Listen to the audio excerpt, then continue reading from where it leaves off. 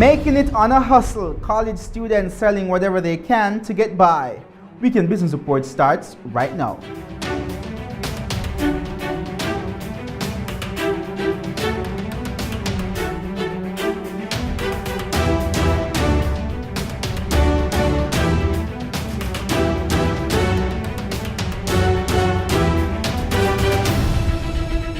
Hello and welcome to the show. I'm Kenil Gale. Thanks for joining us this week. Financing yourself through university can be very tough, especially when you don't have much financial support. This week we're bringing you the stories of a few UTech students who've been forced to become campus entrepreneurs. More on that in a bit, but right now here are some of the top stories BATV News brought you this week. The governing Jamaica Labour Party and the opposition People's National Party convened the first of a series of Vale Royal talks at the University of the West Indies Regional Office on Wednesday. The meeting, which is part of a collaborative and constructive dialogue between the government and opposition, focused on a number of important national issues. A media release from Jamaica House of a joint statement said the leaders held frank and in-depth discussions on national security, crime, violence and public safety, as well as discussions on important legislation proposed by the government. The discussions included crime and national security, parliamentary procedures and committees, and voter re-verification. The release said Prime Minister Holness and opposition leader Dr. Peter Phillips found common ground on several important issues of national development and pledged to continue discussions to arrive at a unified conclusion on the way forward. Both sides agreed that the Electoral Commission of Jamaica, ECJ, would provide a plan within a month on how to ensure the maintenance of a clean voters list. There was also a decision to consider the inclusion of private sector, church and civil society groups periodically to participate in the dialogue on crime, violence and public order. Tourism arrivals for the January to March first quarter of 2018 have jumped over 6%. This, Tourism Minister Ed Bartlett says, sets up Jamaica for another record-breaking year. Nordia Francis Williams reports. Tourism Minister Edmund Bartlett says despite a record-breaking 2017, Jamaica's tourism numbers for the first quarter of 2018 have hit new records. Minister Bartlett says total stopover and cruise passenger arrivals stood at approximately 1.3 million for the January to March first quarter of 2018. That is over 80,000 more tourists than the corresponding period last year, or a 6.6% increase. He points out that provisional data show that the month of March also recorded a whopping 11.3% increase in stopover arrivals over the same month last year. Of note also is that for the period, gross estimated foreign exchange earnings stood at $821.2 million, representing an increase of 8%. The tourism minister says these figures come on the heels of last year's record growth in arrivals, which eclipsed the total increase of the previous 4 years, with total arrivals of approximately 4.3 million and foreign exchange earnings reaching approximately $3 billion. The tourism minister is also pointing out that these increased figures are as a result of a dynamic and multifaceted stakeholder engagement campaign cutting across Jamaica's main markets of the US, Canada, and Europe.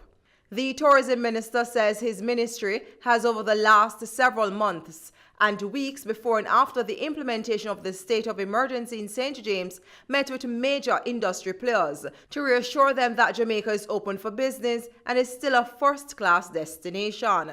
Meanwhile, senior advisor and strategist Delano Sivright notes that the multifaceted stakeholder engagement campaign continues later this month with visits to several key South American markets, including Argentina, Chile, Peru, and Colombia. In the meantime, Minister Bartlett says the ministry intends to transform the island's tourism sector and has implemented a 5x5x5 growth plan to attract 5 million visitors by 2021. Generate $5 billion in tourism earnings, increase the total direct jobs to 125,000, and add 15,000 new hotel rooms. Palace Amusement Company Limited has received a major boost in revenues and profits since the opening of the movie Black Panther. Just last month, the company's stock price more than doubled its previous value. But the question on everyone's mind now is how long will this kind of movement last? Equity trader at JMMB Clive Charlton says Black Panther had a huge impact on Palace Amusements trading on the stock market. He says the revenue inflows bolstered investor confidence in the stock. What we do know that a new movie was recently released, perhaps about 3 weeks ago, and apparently it has taken the entire movie-going community by storm. And I believe that that might have been the push among investors. I think that is a consideration that a few investors have used to move the price up. But Mr. Charlton says he doesn't expect the stock value to increase for much longer. He says there are already signs that the market is correcting itself. I believe that as the fervor, as the excitement of this movie wanes down, I believe that the investors the potential buyers will ease off on their bids, and chances are we may see a softening of the stock price over the short term. The JMMB equity trader says he doesn't expect any other movie in the short term to disrupt Palace Amusements trading the way Black Panther has done. He says the movie Black Panther is a unique phenomenon. Will we be seeing similar type movies over the near to longer term impacting this company? I'm not sure. You see, this movie is kind of unusual. Of course, the Avenger series, it is already out in the marketplace. That the new Avenger movie is expected out in perhaps a couple of months, and it has done well globally, particularly in the United States. I'm not sure if it has had that impact on the domestic market as the most recent Black Panther movie. In the meantime, Mr. Charlton is making it clear that most of the benefit now will go to the principals of the company who hold majority shares. He says the public only has access to about 20% of the shares in the company. The stock is tightly held. It's only 1.4 million shares are outstanding, as opposed to, for example, an NCB that has over 4 billion, a GMB that has over 1.8 billion shares. So the stock is tightly held by a few persons. Of this amount, 1.4 million shares outstanding, about 75% is held by the principal shareholders. So even a small amount is free floating, And as a matter of fact, I believe that even perhaps less than 80% or 85% is really floating out there in the marketplace. Moving on now, ever since I've been in primary school, there was always a student selling sweets or pencils or pens or anything they could find to get by. That hasn't changed much. So this week we bring you the stories of a few university students who are selling on campus to make ends meet.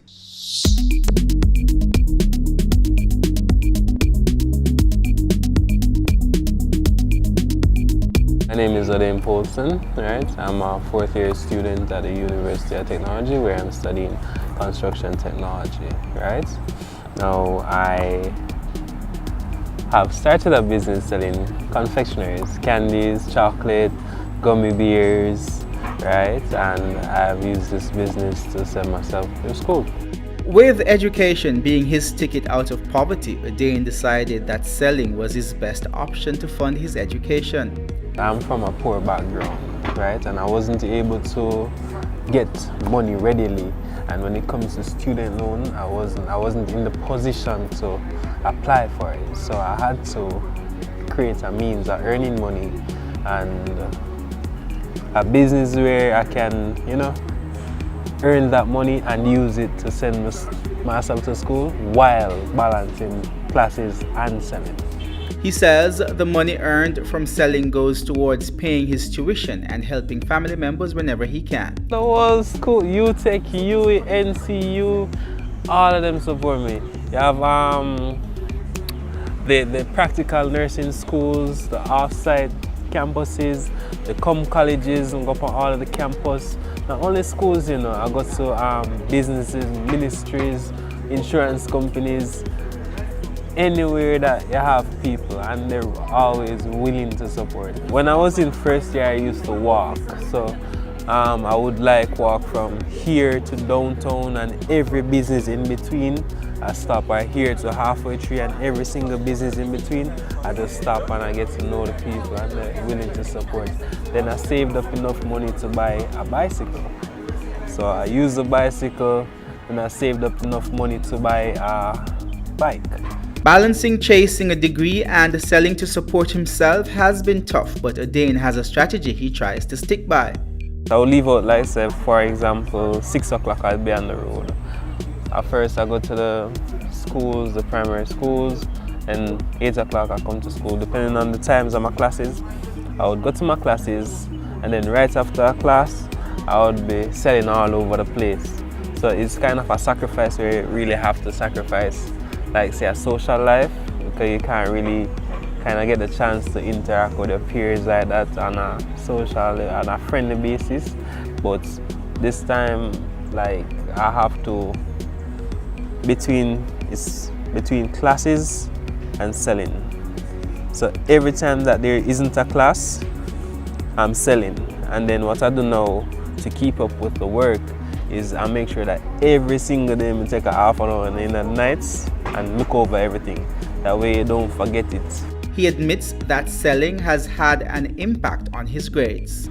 In first year, it had the most impact on my grades, but as you go along, you learn to manage and balance, right? So now it wouldn't have that much of an effect, but it still does, because even though you try to balance it as much as possible, it's almost impossible to balance.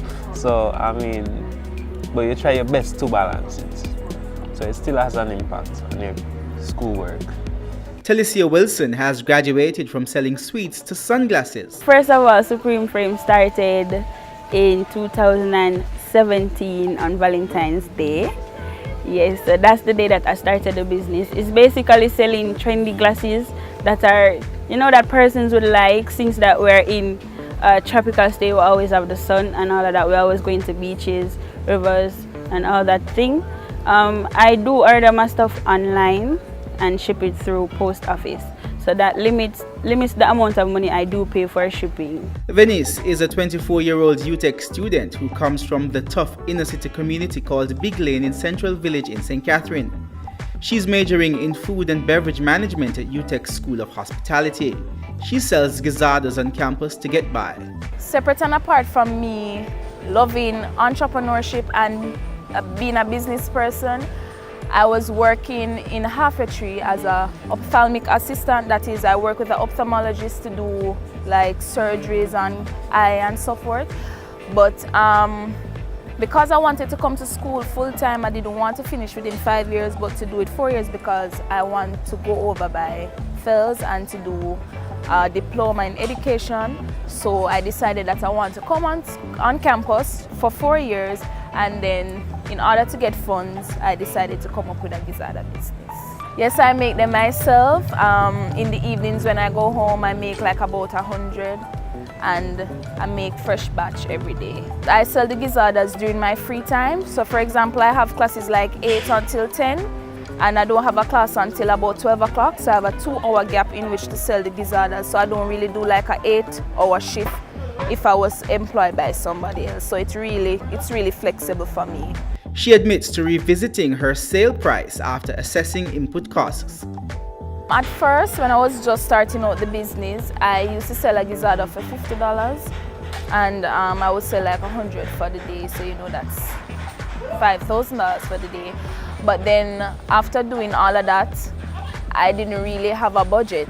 But when I started to make record of everything that I put in the gizada, whether it's a little pinch of salt, I have to put a cost to it. And when I work out everything, it will cost me like about $2,000 to make 100 gizadas.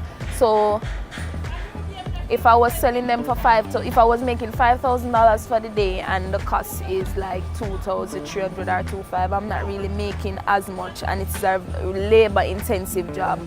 So I raised the gizada to $100 a one so that I can earn more revenue, hence more profit. I not only sell gizzards on campus, but when I'm in Tree, I have a lot of support there. I'm just walking with my rack or my basket and persons will stop, and some of the times I'm finished before I even get on campus is because of how you bring yourself, your dignity, your pride. You don't carry yourself any and anyhow, but you take pride in what you do. Meanwhile, Odain is not ashamed of selling sweets on campus. Where shame I go? Where pride I go? If you follow your pride, you'll never reach nowhere, right? And the goal of to reach somewhere, not true? The goal of to advance yourself so you can make the best out of life and contribute and pave the way for others.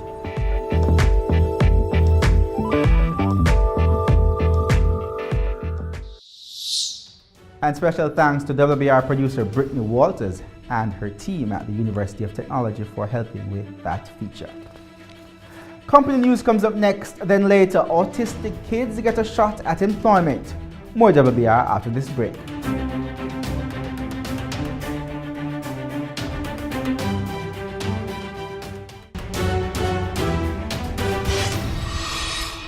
Welcome back to Weekend Business Report. KLE Group says 2017 was its best year yet. Supreme Ventures renegotiates tech deal and Alaska pays dividends from Pfizer settlement.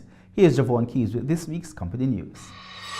Supreme Ventures Limited SLV says it has successfully renegotiated its agreement with its lottery technology provider.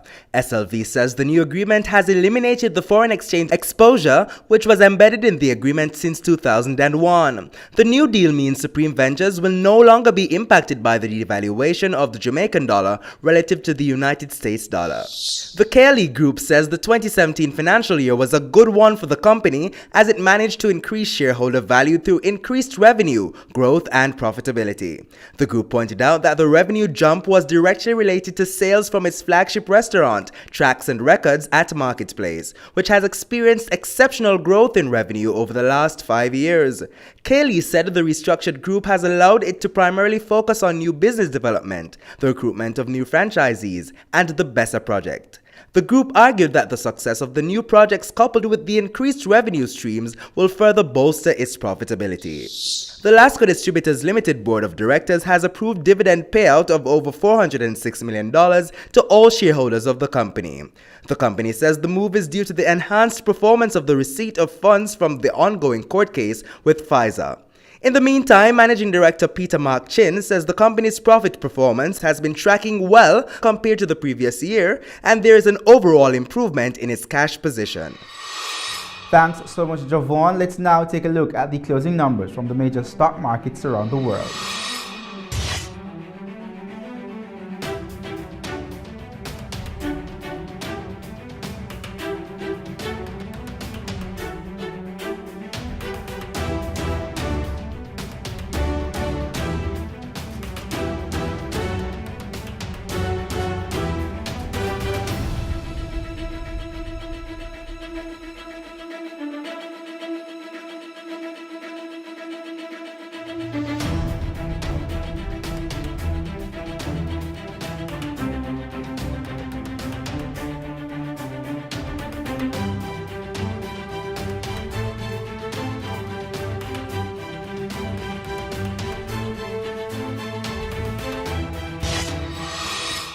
And when we come back, more of the top news stories BATV brought you this week. So stay with us.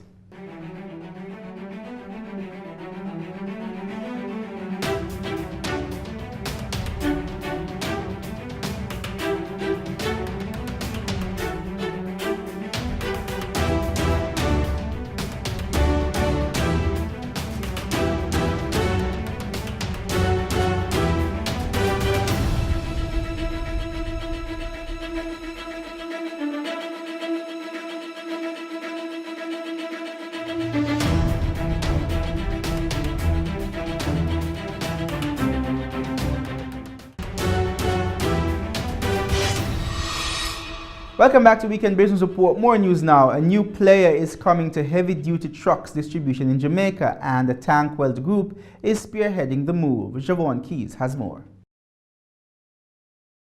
Tankweld is a Jamaican brand known for its distribution of steel and lumber. However, the company is now speeding into a new frontier as they've inked a deal with the Chinese government-owned Shackman Trucks to become the local and regional distributor of the brand.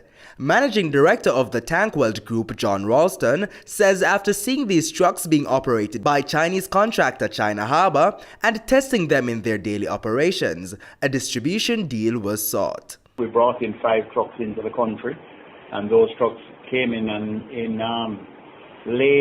beginning of October, and we have tested them since. Beginning of December, I was invited to China to come and meet them, to visit the plant and to see what they're all about. I went over there and we inked a deal for us to be the exclusive dealer for Shackman in Jamaica and also the Caribbean. As a result, we've placed many orders. We have over 100 trucks on order or on the water on the way to Jamaica, and a significant portion of those are already sold. He says the familiar technology used in the manufacturing of the Shackman trucks makes it a good fit for local fleets, so much so that in about a year and a half, Tankweld will phase out its current fleet of American-made Mack trucks for Shackmans. The reason why we like the Shackman trucks is because they're not electronically advanced as what we're buying out to the States, and as a result, the mechanics that we have here in Jamaica are very familiar with the technology. Tankweld is going to be changing out their entire fleet of Mack trucks and international trucks into Shackman trucks over a period which will not exceed 18 months. We're building a showroom on the front, which is 80 feet wide by 40 feet deep. So we'll hold probably 4 or 5 trucks in that showroom. We're in the process of building a parts warehouse larger than what we had for what we were running our Mack trucks with. He says the trucks will come with 1 cabin type and 2 engine variants, 1 Chinese-made and also the popular American-made Cummins engine. The first shipment of trucks for sale should arrive in Jamaica on the 20th of April and the second about the 24th. Both shipments will total about 60 trucks, and he says a number of them have already been sold. Meanwhile, Toyota Jamaica, ATL Automotive Group and Kingston Industrial Garage have joined forces and created the New Car Dealers Association of Jamaica, NCDAJ. The New Car Association, launched on Wednesday, recently parted ways with the Automobile Dealers Association, ADA, after what was described as years of continued disagreement with the ADA's management. These 3 car dealers, which, as I said, hold 64%, roughly 64% of new cars imported by dealers into Jamaica, felt that their voice was not being heard by the management of the ADA in various different points. And as a result, they gave notice that they were not happy with these different aspects of what was happening. The 3 of them resigned one after the other in short order. And the 3 of them came together feeling that there was a need for an association that had unity of the dealers. And as a result, sat down, went through all of what they considered to be the issues with regard to the old association, and they put a framework together to launch this association, solving the problems of yesteryear with the last association. Mr. Ralston says together, members of the New Car Dealers Association of Jamaica are responsible for more than half the number of cars imported into Jamaica. However, he says the association is focused on developing the industry and not necessarily competing with the ADA. We're not looking for a competitive advantage at all. I'm not here to tell you that 2 associations are not going to run side by side, but I will tell you that everybody will be invited to join. There is strength in numbers as long as there is unity. So as long as there is unity, there is no reason why one association can't operate. When we come back, providing autistic kids with a sweet opportunity. That's after the break.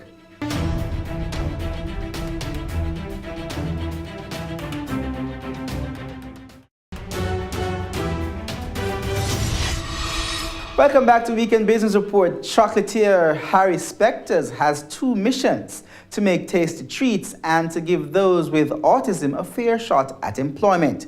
Since 2012, the company has helped almost 200 young people, offering them work experience and for many, a first chance at paid employment.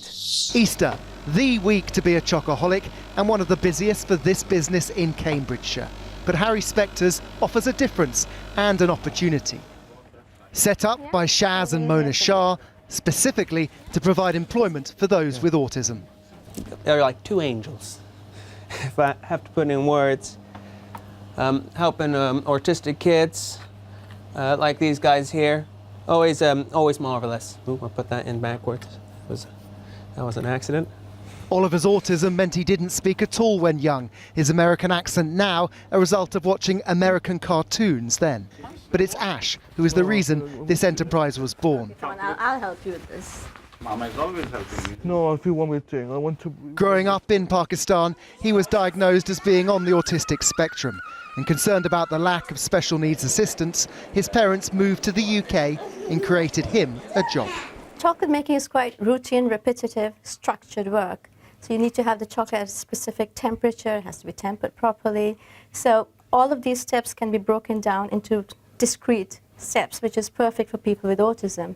They don't shirk it at all, so they will not pretend that they're doing something. If there is nothing to do, they will just sit idle or come after you. What should I do? What should I do? What should I do? And that's very unusual in compared to the rest of the people, I would say. Ash is now 19, and in the 5 years since it all began, the company has given free training or employment to nearly 200 autistic people. We are going to make the first mould. Winning awards for both their confectionery and their social responsibility. It's really changed my life a lot. Employers from around the UK just need to look up to people that have this problem in themselves, and then just give them a chance, because this job has really made a difference. There's also the extra bonus of tasting it, and in Ash's case, a lift home from mum and dad too. Group hug. Oh, you're the best son ever. Richard Pallo, ITV News, Ely, Cambridgeshire. And that's our show for this week. On behalf of the entire Weekend Business Report team, I'm Keneal. See you next time.